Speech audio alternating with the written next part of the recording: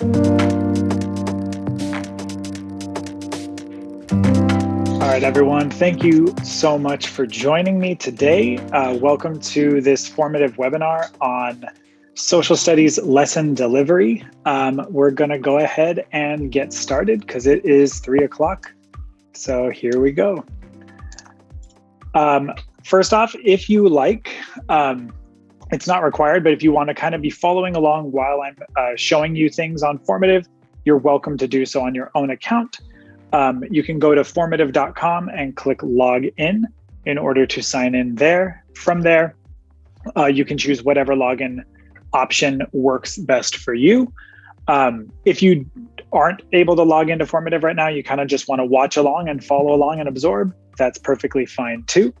I am going to be kind of going back and forth between different screens, so I will do my best to let you know when it's good to look at your own Formative account and when it's good to look at mine. A little bit about myself. My name is Aaron. I'm a senior client success manager here with Formative. But prior to working at Formative, I actually was a middle school humanities teacher. So I taught 7th and 8th grade social studies and ELA for 8 years. And while I was doing that, I also used Formative with my students. So I think a lot of times people think, especially for online platforms, they tend to right away jump to things like science and math, I think because auto grading tools and everything like that. But a tool like Formative really is just that. It's a tool that can enhance your teaching so much. So hopefully we can share some new ideas for how you can use Formative with your social studies students today. And some things to know, this session is being recorded. I'm going to hit record right now. Recording in progress. And so we are scheduled for 30 minutes. And if you have any questions along the way, please type them in the chat. I will try to address them as we go through, but I'll also be stopping periodically throughout just to make sure everyone is keeping up. All right, and so by the end of today, we've got a jam-packed session for only 30 minutes. You will know how to allow your students to conduct a primary source analysis or really any reading passage analysis using Formative. We're going to talk a little bit about grading their writing or a performance task using our Rubric feature, which is a fairly new feature. And also we'll talk a little bit about actual content and lesson delivery using teacher paced mode and kind of what that will allow you to do to enhance your instruction. So let's go ahead and dive in. I'm going to go to formative.com. And if you want to join me, you are welcome to. So when you log in, obviously this is your dashboard, and I'm going to click here to start a new Formative. And before I start building one out, I just want to talk a little bit about why Formative is such a great tool for social studies instruction. First and foremost, really, I think the reason it's such a great tool for any subject is that it's a single place for all of your content. I think we have all experienced, we're trying to have students pull out papers. You know, if students have to dig in their backpack, that's an opportunity for one of them to get lost. With Formative, you can put all of your content, all of your assessment, all of your checks for understanding in one place. So students don't need to get lost. They don't need to have 50 tabs open on their Chromebooks or whatever they're using. They can stay on pace. And then it allows them real-time responses. So they can be working. You see that work coming in immediately, which allows you to see at a glance which students are struggling, which need more help, and allows you to assess their critical thinking and provide them that timely feedback so they can actually act on the feedback rather than getting it after the fact. And so first thing I'm going to do is just title my Formative. Here we go. So I've got my title here, and I'm going to click to add a question type. If you haven't been on Formative in a while, we've added a lot of new question types. We now have 20 different options for you to choose from, many of which could be used for a social studies context, especially thinking hotspot, hot text, allowing you to have students click and interact with images. But for a primary source analysis, I'm going to kind of stick to the basics here. One of the options you have is to embed content from another website, upload content that you already have, or just use a plain old text block to copy and paste text from another website in. So I'm going to add a text block here. And one website I recommend checking out if you never have before, it is a free site to sign up. It's called readworks.org. It's got ELA content, it's got social studies content. I had to marry the two when I was a teacher, so this was a great resource for me. So I just have an article here about Cesar Chavez. I am going to copy and paste the text into my formative, just into my text block here.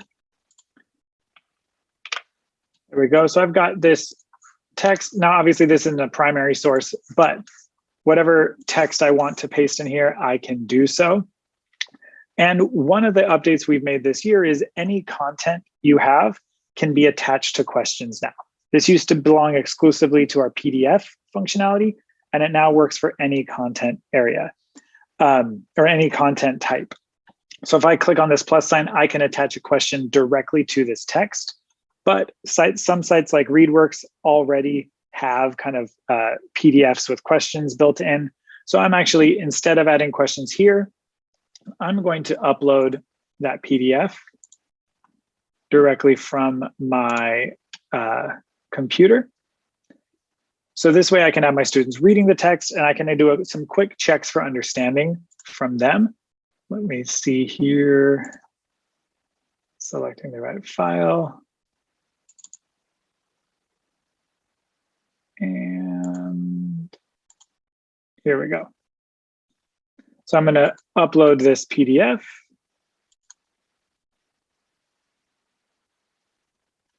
And once it uploads, if it's multiple pages, it will preview all of the pages for me. There we go. So you can see I've got 3 pages here. I already uploaded the passage. So what I can do, I don't need my students to read the passage here. I can just delete this page. I'll remove that, remove this page as well.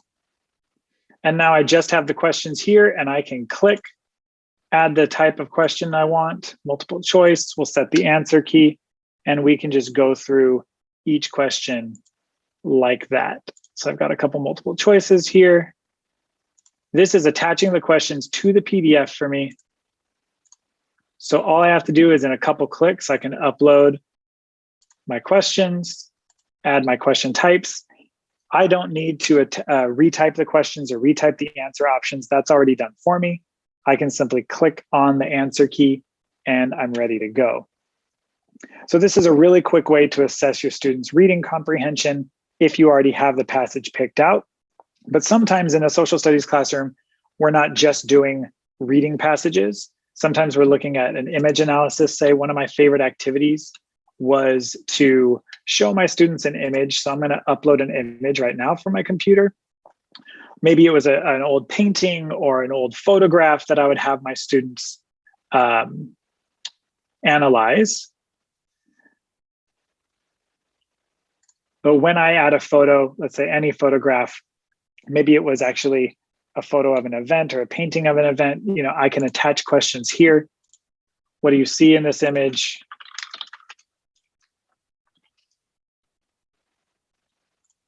And then another short answer question. What questions do you have? Just to get my students thinking and brainstorming. And as their responses are coming in, this could be a great way to kind of encourage classroom discussion. I could be projecting student responses. We could see what everyone's noticing and decide to focus on different parts of the image in that way. Pardon my dog barking in the background, one moment.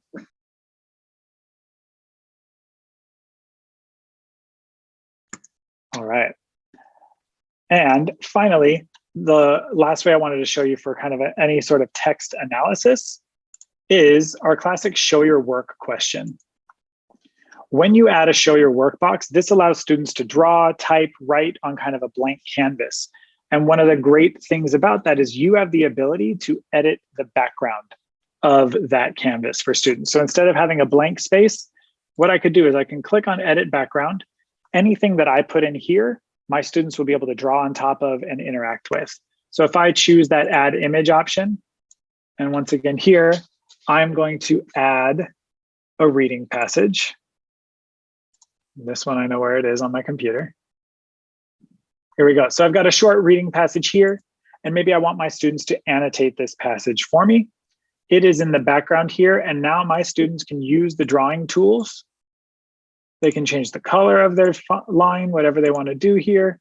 They can underline, they can circle, they can type on the side, they can draw. So this could be a great way for students to do a quick passage analysis and annotating of the text using a show your work question type. And so now, I don't see any questions in the chat, so I'm going to keep moving on. When it comes to assessing student writing, one of the best features we have added this year is the ability to add a rubric to your questions. So I'm going to just add here, typically if I'm doing a longer response, I'm going to choose a free response question. And now the great thing about a free response question is it allows for long form typing from students, but it also allows for so much more. I'm going to click on the student preview here so that we can see what this looks like for students on their end. And so, like I was saying, the free response question, different from short answer, it allows for multi-lined and a little better formatted writing responses, so longer form writing responses. So if I scroll down here, past the work I did, this is what the free response question looks like on the student side. You can see the larger box here kind of clues in that this is a longer response passage from them, but it's also the only question type where students have this blue plus sign. As a teacher, you have this blue plus sign on every question you're creating. A lot of your answer options, you'll see this blue plus sign. It's also available when you're sending feedback to students. And when you click on it, that's what allows you to add other multimedia options. So as a student, they're able to type their response. They can type multiple lines. But what they can also do is they can click on this blue plus sign. They can record audio. Maybe they want to give a verbal response.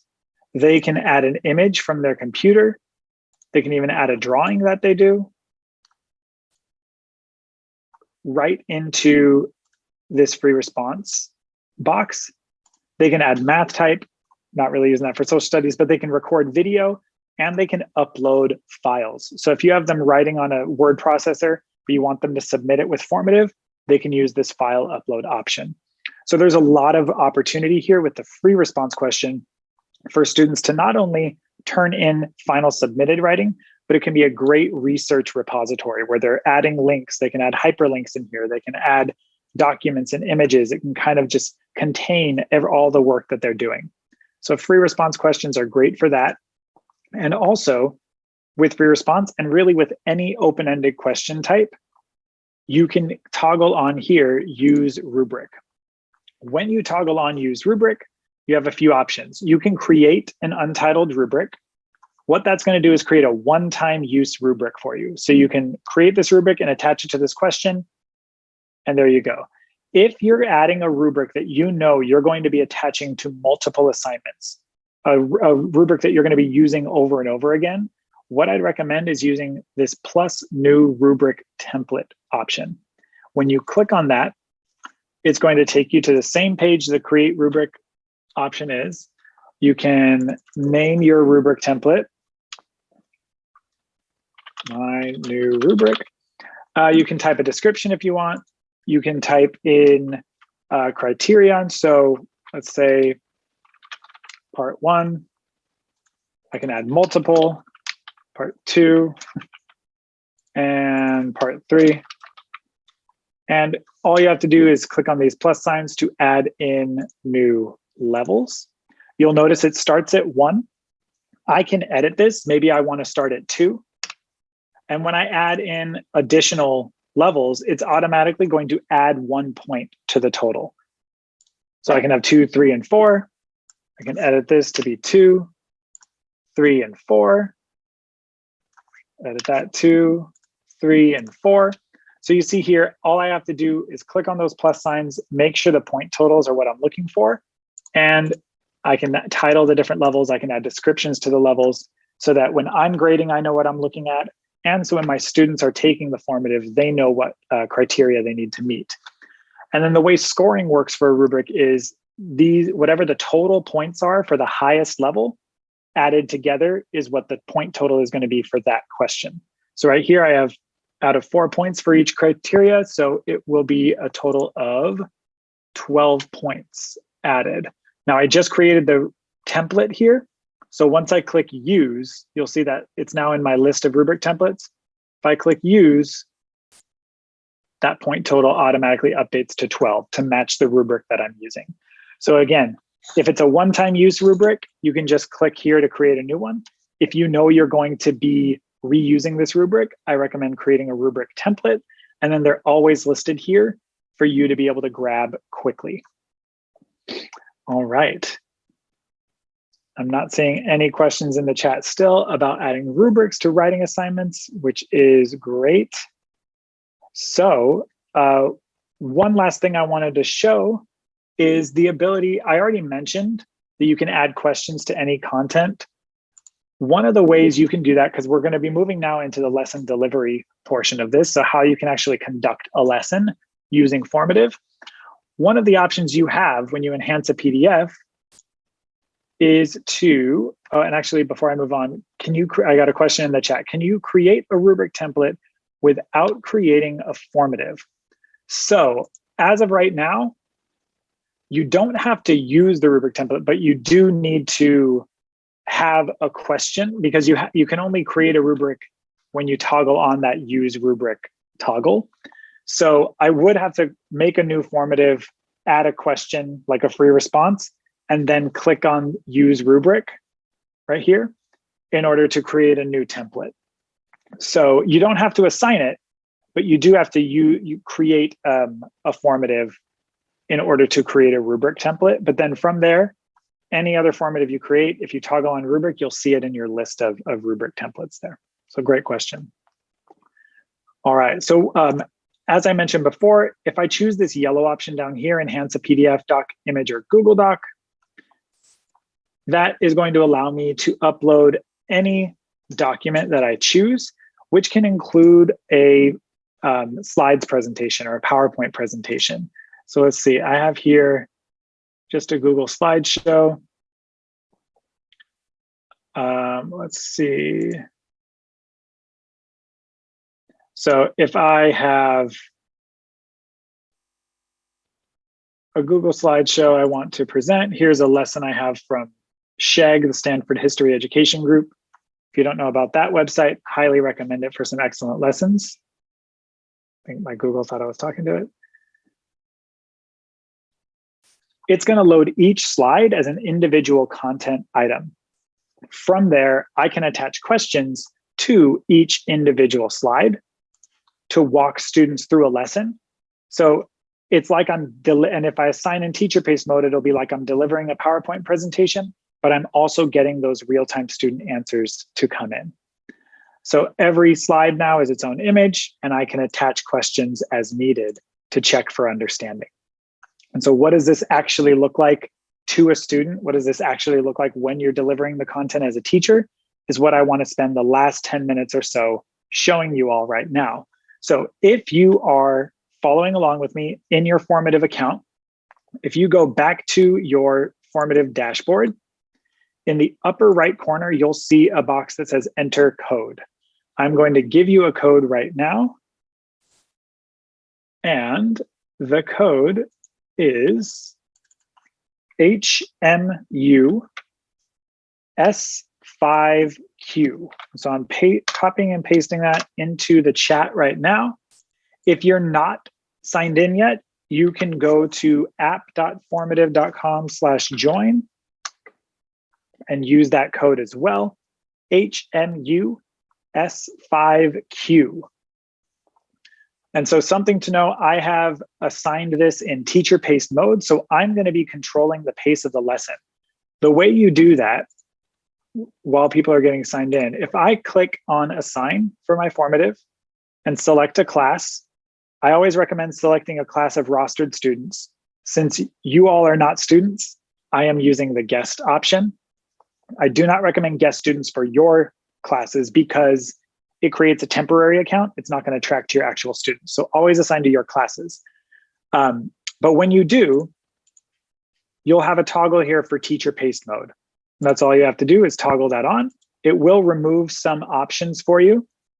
But it will allow you to assign in teacher pace mode. And if you're having trouble, let me put a direct link. Some people might be having trouble. So in the chat, there's a direct link. If you click on that, it should take you directly into the formative. And what you're going to see is that you're waiting for your teacher to start the lesson because I have not clicked start yet. So once I've assigned in teacher pace mode, I will have formative is going to pop open a new tab for you. So one tab it'll take you to is the view responses screen. I'm going to hide student names here so you don't have to feel shy. And the new tab that pops open is going to look kind of like what I have right here, which should be similar to what you see on your screen. When I click start, you're going to see that first item appear for you. So I'm going to click start. And so you should see this instruction screen now on your student screen, where I'm showing you kind of how we can use teacher pace mode in combination with student pace mode to deliver a lesson. And I've adapted this lesson from the Stanford History Education group. So when I, as a teacher, click next, it's going to take me to that next, either whatever content item I have or whatever question I have. So here we're doing a lesson on evaluating photographs and what photographs can tell us about the past. So you can see it's kind of functioning like a slideshow. I can always enhance these with more imagery if I wanted to, but for the basics here, we've got some instructions. We're going to be looking at a photograph of our class. I want you to imagine that a group of historians 100 years from now are seeing this photograph, and a lot has changed since then. So they want to use this picture to figure out what school was like for students in the year 2022. So again, I'm going to walk us through. I could be projecting this on the board for students. Students have it on the screen in front of them. If I click next, we see this photo, and I have any questions attached to it along the side right here. Now, what I'd like you to do is to answer these 4 questions for me, and go ahead and do this right now. So what might historians from the future figure out about our class from this picture? Just looking at the picture, what are some things historians might see, think, and assume about our class? And then what are some things that historians might get wrong? What might they want to know? And what other things might historians want to learn? So we've got 4 questions here. Go ahead and take maybe about a minute or 2 to answer those 4 questions looking at this image. And what I'm going to do is I'm going to switch from showing you the presentation that students are seeing to showing you my view responses screen. So go ahead and take some time to answer questions 1 through 4. All right, now what I'm going to do actually, just to show you what one of the options you have as a teacher is, there is this pause button at the top. If I click pause on the teacher pace mode screen, what this is doing is it's pausing responses from students. So students are no longer able to respond. So if I want to make sure that everyone is taking a look at my screen, I could avert attention to me. And what I want to do is show you that view responses screen. So this is what I see. If I'm displaying this in front of my students, a great thing to do is to hide student names. The reason I like to do that with my students is the anonymity. It takes some of the pressure off of students while still allowing us to see what their peers are answering. So I could click into each of these boxes to see individual responses, or I could click on a number of the question at the top and see every student's response on one screen. And right now I can get a quick understanding of what students are getting and what they're not getting. What are they noticing? What are they missing? So here we've got some great assessments. You know, they all have screens in front of them. They still used paper. We're 100 years in the future right now. Technology was important to learning. Students using computers, face masks. All right. And then I can click on the number 2 and I can see all of the students' responses there. So maybe we're using this to start some classroom discussion. What do you notice? Do we notice anything that everyone is noticing? What are some things we see in common that the class is noticing? I could also then from here go in, if I wanted, I don't have an answer key set because these are very open-ended questions. If I did, the color coding would be coming in, but I could also grade students at once. I could get a clue really quickly. Hey, someone's not quite understanding. Maybe I need to send them some feedback and type in the chat there. But what I can also do here, so this is our whole group lesson. We're all practicing how to go through these responses. Why are they not talking? Great questions. Why are they all in one room? Oh, I like that. This person's thinking in the future. I like it. And from here, we can be discussing these answers. Some students didn't get to finish, and that's okay, because on my teacher paste mode screen, I can unpause. And this, let me go back here. I can unpause. This is gonna take me back into the lesson. But what I can also do when I click end session here, first I'll go next. We got a lesson here on how to do sourcing. And then now it's the student's turn. I've been guiding the students in the class through this lesson. We've been doing things together. I'm showing their answers on the board. Now I want them to practice independently. So what I can do is when I click end session, I can either force submission for every student, close the assignment so they can't see it anymore, or switch to student paste. When I switch to student paste, everyone is still going to be able to work on the lesson. They can continue forward. They can go back and answer questions again if they need to. They can go back and look at the content that I already included for them. So again, it's that keeping everything in one place. Just because I showed them the content doesn't mean I'm the owner of it. They have it at their fingertips still. So using teacher paste mode to start your lesson, to have that mini lesson or that skill practice, then releasing it to student paste mode where you can still check in. I'm going to go back to my total screen. I can still see the rest of those answers coming in. I can click into each question, see who's struggling, pull them into a small group, work with them independently, send them on their way, still send chats to other students. The view responses page is your ability to have eyes on every student at the same time. And teacher paste mode can allow you to start the class together and release them independently. And so this is one way you can use Formative with your students in your social studies classroom. I am going to stop recording right now. Thank you so much for joining me. Oh, but before I do want to let you know, if you ever have any questions about anything informative, there is a question mark icon in the upper right-hand corner. You can access our help center. You can contact Formative support and they will help you troubleshoot any issues you may have. So you can always go there for help. We also have our new training center, which is an option in here as well, not on that screenshot, but right here, our training center, where you probably signed up for this webinar itself. We have lots of webinars coming up as well. I encourage you to use the resources there. And finally, if you need a certificate for PD credit, or you want to just keep the certificate for yourself, you can go to this URL. I'm going to type it in here as well, or point your phone at the screen and use the QR code.